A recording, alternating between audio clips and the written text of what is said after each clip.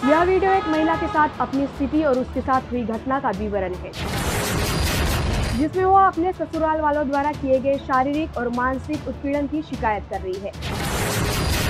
जी हाँ, यह वीडियो प्रिया संकेत फुके, बीजेपी विधायक परिणय फुके के छोटे भाई संकेत फुके की पत्नी के द्वारा लगाए गए आरोप है। एक तरफ जहां बीजेपी लाडली बहना सुरक्षित बहना का ढिंडोरा पीट रही है, वहीं दूसरी तरफ विधायक की बहू दर दर न्याय के लिए भटक रही है। तो चलिए देखते हैं आखिरकार प्रिया फुके ने क्या कहा। माझ्यासोबत हे संकेत सोबत लग्न झालं 2012 मध्ये। तेव्हा मला न सांगता यांनी माझ्यासोबत लग्न करवलं। त्यांना किडनीचा आजार होता, हा गंभीर आजार होता। लग्नाच्या 2 वर्षापूर्वीच त्यांचं ऑपरेशन झालं होतं आणि मग त्याच्यानंतर मला माहीत जेव्हा पडलं की हे असं यांनी माझ्यासोबत धोका देऊन खोटं बोलून लग्न केलं आहे, तर मी त्यांना आवाज केला घरी की का म्हणून माझं आयुष्य खराब केलं तुम्ही, का म्हणून मला असं न सांगता फसवणूक केली। तर त्यांनी मला तेव्हापासून संकेतनी माझ्यावर खूप मारहाण केली तेव्हाच, कारण ते खूप शॉर्ट टेम्पर्ड होते। पण संकेतनी मला तेव्हा खूप त्रास दिला। मग त्याच्यानंतर आमचं लाईफ सुरळीत चाललं। मग मला 2 मुलं झाले आणि संकेतची तब्येत जुलै 2022 मध्ये त्यांची तब्येत खराब झाली। तर त्यांची तब्येत खराब, त्यांना लंग्स इन्फेक्शन झालं होतं। तर त्याच्यासाठी आम्ही नागपूरवरून त्यांना फोर्टिजमध्ये आम्ही ॲडमिट केलं। तर फोर्टिज हॉस्पिटलमध्ये सुद्धा मला या लोकांनी जाऊ नाही दिलं, घरच्यांनी, फुके फॅमिलीनी, की तू काय करशील तिथे जाऊन। त्यांना असं वाटलं की संकेत मला काही सांगेल किंवा काही बोलेल, म्हणून मला त्यांनी जाऊ नाही दिलं। आणि मग त्याच्यानंतर संकेतनी जेव्हा हे सगळं संकेतनी स्वतः माझ्यासाठी तिकीट्स काढल्या की तू ये मुंबईला माझ्याकडे। तर मी 1 महिना मुंबईला होते त्यांच्यासोबत। त्याच्यानंतर संकेतचं हे झालं, डेथ झाली। संकेतची डेथ झाल्यानंतर लगेच 10-15 दिवसामध्ये 1 महिन्यामध्येच त्यांनी सगळ्या प्रॉपर्टीजमध्ये चेंजेस करणं सुरू केले। सगळे बँक अकाउंट्स नील केले, फ्रीज केले आणि जेही लिक्विड कॅश घरी होती संकेतची, ती पूर्ण लिक्विड कॅशसुद्धा त्यांनी वाटून दिली इकडे तिकडे। आणि मला जेव्हा हे सगळं लक्षात आलं, तर मी त्यांना म्हटलं असं का करताय तुम्ही बाबा, हे सगळं का बरं करताय। परिणय दादांना विचारलं। परिणय दादा म्हणे की आम्ही पाहून घेतो, मी करतो म्हणे सगळं ठीक, करतो म्हणून यांनी संकेतची एक प्रॉपर्टी विकली। माझ्या बँक अकाउंटमधनं माझी न सही घेता ते म्हणतात की त्यांच्याजवळ माझे सही केलेले चेक्स आहेत, पण जेव्हा की मी कुठल्याही चेकवर सही केलेली नाही, तर ते चेकसुद्धा त्यांनी बँकेत देऊन माझी खोटी सही करून त्यांनी 3-3.5 कोटी त्या बँकेतनं काढले आणि सगळ्या अकाउंटमधले जितकेही पैसे होते ते सगळे त्यांनी काढून बंद केले। आणि जेव्हा मला हे सगळं लक्षात आलं, तर मी त्यांना विचारलं की हे सगळं का करताय तुम्ही। तर हे सगळं का करताय विचारलं, तर त्यांनी मला म्हटलं की तू कोण होते म्हणे विचारणार, तू संकेतसोबत झोपली। मी म्हटलं मी कोण होते म्हणजे, मी संकेतची बायको आहे। तर म्हटलं हे संकेतचे मुलं आहेत, तर तू कोण होते म्हणे विचारणारी, संकेतसोबत झोपली म्हणून हे संकेतची मुलं आहेत का म्हणे। तर असं म्हणून माझं त्यांच्यासोबत भांडण झालं। तर मला असा वाद झाल्यानंतर त्यांनी मला लगेच घराबाहेर काढलं की तुला आम्ही ढुंगणावर लाथा मारून घराच्या बाहेर काढतो म्हणे, यायचं नाही म्हणे याच्यानंतर या घराशी तुझा काही संबंध नाही, असं म्हणून आम्हाला घराबाहेर काढलं। मला त्यांनी गाडी घेऊन दिली। मला जी गाडी घेऊन दिली त्याचे पैसेसुद्धा माझ्या नवऱ्याने जमा केलेले होते बाबांजवळ। आमच्याकडे अशी पद्धत असते की सगळे पैसे बाबांजवळ द्यायचे आणि मग त्याच्यानंतर सगळे वेगळे हे करते। तर आम्हाला गाडीसुद्धा संकेतच्याच पैशाने घेऊन दिली। संकेतची गाडीसुद्धा, त्याची चावीसुद्धा लपवून ठेवायचे। माझ्या सासूने मला, म्हणजे मी असं विचारायची की काय करताय, तर मला म्हणजे माझ्यावर, माझ्या मुलांवर ब्लॅक मॅजिकसुद्धा माझ्या सासूंनी केलेलं आहे। मला माझ्या रूममध्ये बऱ्याचशा गोष्टी सापडलेल्या आहेत, बऱ्याचशा गोष्टी आम्हाला केलेल्या आहेत। आमची तब्येत पण खूप खराब झाली होती। आम्हाला त्याच्यानंतर मारून टाकायच्या धमक्या दिल्या। घरातनं निघाल्यानंतर आम्ही एका कपड्यावर रात्री घराबाहेर निघालेलो आहे। मग त्याच्यानंतर माझे दागिने, माझे ATM कार्ड संकेतचे, जेवढी डायरी होती पर्सनल ज्याच्यावर आम्ही पासवर्ड वगैरे लिहायचं, सगळं त्यांनी माझ्याकडनं परिणय दादा आणि बाबा आणि आई यांनी हिसकावून घेतलं। तक्रार तू कधी केली पोलीस स्टेशनमध्ये या सगळ्या प्रकरणाची आणि पोलिसांकडून कसा सहयोग तुला मिळाला? पोलिसांकडनं मला काही सहयोग मिळालेला। पोलीस स्टेशन अंबाझरी पोलीस स्टेशनमध्ये मी कंप्लेंट FIR केली फेब्रुवारीमध्ये. मी FIR केली. FIR केल्यानंतर मी 1 दिवस गेली तेव्हा नाही झालं. मी 4दा पोलीस कंप्लेंट करायला गेली, माझी पोलीस कंप्लेंट घेतली नाही. फुके म्हटल्याबरोबर माझी कंप्लेंट घेतली नाही. 5व्यांदा मी जेव्हा गेली तेव्हा माझी कंप्लेंट घेतली आणि ते घेतली तर मी सकाळी 9:30 वाजेपासून तर रात्री 9:30 पर्यंत मी तिथे बसली असताना सुद्धा त्यांनी माझी कंप्लेंट नाही घेतली, फक्त स्टेटमेंट लिहून घेतलं.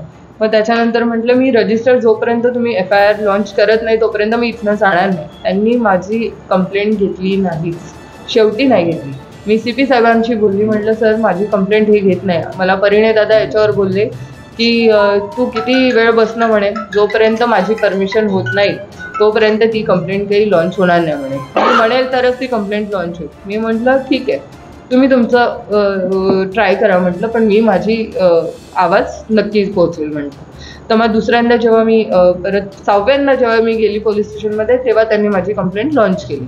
ते लॉन्च केल्यानंतरही मी जे त्यांना सांगते आहे की माझ्यासोबत असं झालं असं झालं असं झालं, त्यांनी त्या कलम लावलंच नाही.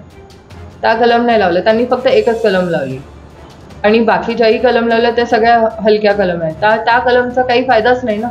मला ज्या गोष्टी मला मारून टाकायच्या धमक्या, माझ्या मुलांवर मारून टाकायच्या धमक्या, बलात्काराच्या धमक्या, माझ्या अंगावर मला मारायला आले, मला मारलं, शिव्यागाळी केल्या, घाणेरडा मानसिक शारीरिक सगळा त्रास दिला मला. मी सगळं सहन करत करत मी आता इथपर्यंत आली आणि हे केल्यानंतर सुद्धा माझे सगळं जेवढेही महत्त्वाचे कागदपत्र जे काही आहे माझं आताही त्या घरात आहे. मी तिथे गेली तर बाउन्सर्स उभे असतात. मी अजूनपर्यंत त्या घरात पाय नाही ठेवला, पण आम्ही त्या रस्त्याने जरी गेलो तरी आम्हाला बाउन्सर्स दिसतात. तुझ्यावर एक आरोप होत आहे की तू मोठा हिस्सा मिळावा म्हणून अशी मागणी करत आहे, असा दबाव फुके परिवारावर टाकत आहे. काय याचं असं बिलकुलच नाहीये. मी फक्त एवढंच मागते जेवढं माझ्या नवऱ्याचं आहे. मी माझ्या नवऱ्याच्या पैशाशिवाय मी दुसऱ्यांचा पैशाला हात सुद्धा लावणार नाही. आणि त्यांचं हे म्हणणं आहे की हिला पैसे दिल्यानंतर ही वारंवार आमच्या दारात येईल पैसे मागायला, तर मी अशातली मुलगी नाही. जर मला अशातली असती तर मला घराबाहेर काढल्यानंतरही मी दुसऱ्या दिवशी जाऊन त्यांच्या घरी राहिली असती, पण मी अशातली मुलगी नाही आहे. आम्ही पाटीलच्या घरातले आहेत, आम्हालाही आमचं नाक आहे. तर आम्हाला जेव्हा मी त्यांना फक्त इतकंच म्हटलेलं आहे, माझा आणि माझ्या मुलांचा. मग त्याच्यानंतर म्हटलं मी रजिस्टर जोपर्यंत तुम्ही FIR लॉन्च करत नाही तोपर्यंत मी इथनं जाणार नाही. त्यांनी माझी कंप्लेंट घेतली नाहीच, शेवटी नाही घेतली. मी CP साहेबांशी बोलली, म्हटलं सर माझी कंप्लेंट हे घेत नाही. मला परिणय दादा याच्यावर बोलले की तू किती वेळ बसणं म्हणे, जोपर्यंत माझी परमिशन होत नाही तोपर्यंत ती कंप्लेंट काही लॉन्च होणार नाही म्हणे. मी म्हणेल तरच ती कंप्लेंट लॉन्च होईल. मी म्हटलं ठीक आहे, तुम्ही तुमचं ट्राय करा म्हटलं, पण मी माझी आवाज नक्कीच पोहोचवेल म्हटलं. तर मग दुसऱ्यांदा जेव्हा मी परत 6व्यांदा जेव्हा मी गेली पोलीस स्टेशनमध्ये तेव्हा त्यांनी माझी कंप्लेंट लॉन्च केली. ते लॉन्च केल्यानंतरही मी जे त्यांना सांगते आहे की माझ्यासोबत असं झालं असं झालं असं झालं, त्यांनी त्या कलम लावलंच नाही. त्या कलम नाही लावलं, त्यांनी फक्त एकच कलम लावली आणि बाकी ज्याही कलम लावल्या त्या सगळ्या हलक्या कलम आहेत. त्या कलमचा काही फायदाच नाही ना. मला ज्या गोष्टी मला मारून टाकायच्या धमक्या, माझ्या मुलांवर मारून टाकायच्या धमक्या, बलात्काराच्या धमक्या, माझ्या अंगावर मला मारायला आले, मला मारलं, शिव्यागाळी केल्या, घाणेरडा मानसिक शारीरिक सगळा त्रास दिला मला. मी सगळं सहन करत करत मी आता इथपर्यंत आली आणि हे केल्यानंतर सुद्धा माझे सगळं जेवढेही महत्त्वाचे कागदपत्र जे काही आहे माझं आताही त्या घरात आहे. मी तिथे गेली तर बाउन्सर्स उभे असतात. मी अजूनपर्यंत त्या घरात पाय नाही ठेवला, पण आम्ही त्या रस्त्याने जरी गेलो तरी आम्हाला बाउन्सर्स दिसतात. तुझ्यावर एक आरोप होत आहे की तू मोठा हिस्सा मिळावा म्हणून अशी मागणी करत आहे, असा दबाव फुके परिवारावर टाकत आहे. काय याचं असं बिलकुलच नाहीये. मी फक्त एवढंच मागते जेवढं माझ्या नवऱ्याचं आहे. मी माझ्या नवऱ्याच्या पैशाशिवाय मी दुसऱ्यांचा पैशाला हात सुद्धा लावणार नाही. आणि त्यांचं हे म्हणणं आहे की हिला पैसे दिल्यानंतर ही वारंवार आमच्या दारात येईल पैसे मागायला, तर मी अशातली मुलगी नाही. जर मला अशातली असती तर मला घराबाहेर काढल्यानंतरही मी दुसऱ्या दिवशी जाऊन त्यांच्या घरी राहिली असती, पण मी अशातली मुलगी नाही आहे. आम्ही पाटीलच्या घरातले आहेत, आम्हालाही आमचं नाक आहे. तर आम्हाला जेव्हा मी त्यांना फक्त इतकंच म्हटलेलं आहे, माझा आणि माझ्या मुलांचा जो हक्काचा आहे तो आम्हाला द्यावा, त्याच्या व्यतिरिक्त मला एकही नाही पाहिजे. ही प्रेस कॉन्फरन्स घ्यायला 3 महिने का बरं लागले तुला? म्हणजे 8व्या महिन्यात तक्रार झालेली आहे आणि तू आता इथे या सगळ्या गोष्टी या पार्श्वभूमीवर सांगत आहे. निवडणुकीचं काळ आहे, कोणाची इमेज डाऊन होऊ शकते, कोणाचं निवडणुकीचं आणि माझ्या पर्सनल याचं काही घेणं देणं नाही आहे. मला परिणय दादासोबत बोलून म्हणजे आता त्यांनी माझ्यासोबत बोलणं बंद केलं आहे अक्षरशः. पण मी इतक्या दिवसापासून त्यांच्याशी कॉर्डिनेट करताय की काय करताय, आमच्याबद्दल काय करत आहे. मला रोज मुलांच्या संगोपनासाठी पैसे लागतात. मी कुठे मागणार आहे, कोणाच्या दारात जाऊ? मी काय आता भीक मागायसाठी आम्हाला रस्त्यावर ठेवलं आहे का? एवढं सगळं असताना सुद्धा मी निवडणुकीसाठी मी बोलत नाही आहे. मला कोणाच्या निवडणुकीशी काहीही घेणं देणं नाही. पण जितकं तुम्ही लोकांना सांगता, त्यांचे जे पोस्ट बघते की आमची बहीण, आमची लाडकी बहीण, आम्ही सगळ्या बहिणींसाठी मदत करतो, आम्ही हे करतो, मग तुमच्या घरातच तर एक मुलगी आहे, तिला 2 लहान मुलं आहे, तुम्ही तिच्याकडे का नाही पाहत? तुम्ही तिच्याकडे पण बघायला पाहिजे ना. फुके परिवाराला काय म्हणशील या प्रेस कॉन्फरन्सच्या माध्यमातून की हा प्रॉब्लेम इथे सॉर्ट व्हावा तुझ्यासाठी? मला एकच म्हणायचं आहे की सगळं लवकर ठीक करा, कारण आमची परिस्थिती खूपच खराब झालेली आहे. आणि जेही होऊन राहिलं आहे, मला माहिती आहे तुमच्याजवळ खूप पैसा आहे, खूप पॉवर आहे, तुम्ही मला मारूनही टाकाल, मला काहीच हरकत नाही. पण जे व्हायचं आहे ना, आता हे सगळं लोकांसमोर येऊनच होईल. कारण मला आतापर्यंत तुम्ही खूप दाबलाय, खूप दाबायचा प्रयत्न केला, माझ्या फॅमिलीला, माझ्या सगळ्या लोकांना तुम्ही तोडायचा प्रयत्न केला आहे. पण मी फक्त माझ्या हक्काचं मागताय. माझ्या हक्काचंच मला पाहिजे. मला तुमचा 1ही रुपया नाही. तुला माहित नाहीये, अजिबात माहित नाही. बरं काय तुला माहीतच नाही काय मी किती क्रूर वर्मा आहे, तुला माहीतच नाही. काय समजलं मी क्रूर वर्मा आहे.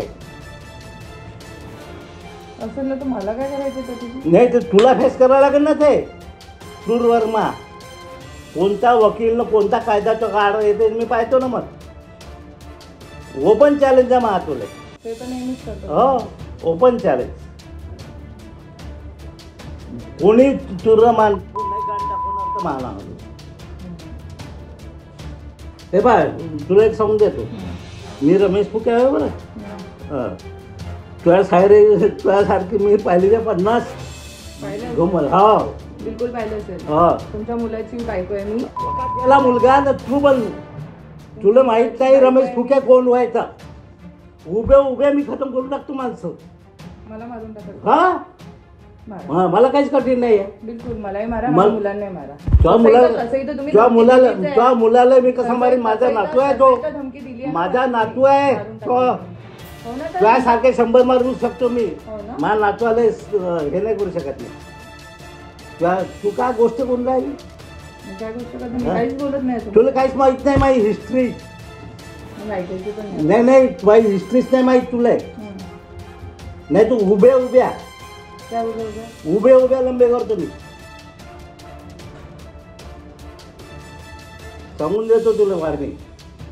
नाही तू माझी हिस्ट्री माहीत करून घे. तू माझी हिस्ट्री माहीत करून घे म्हणजे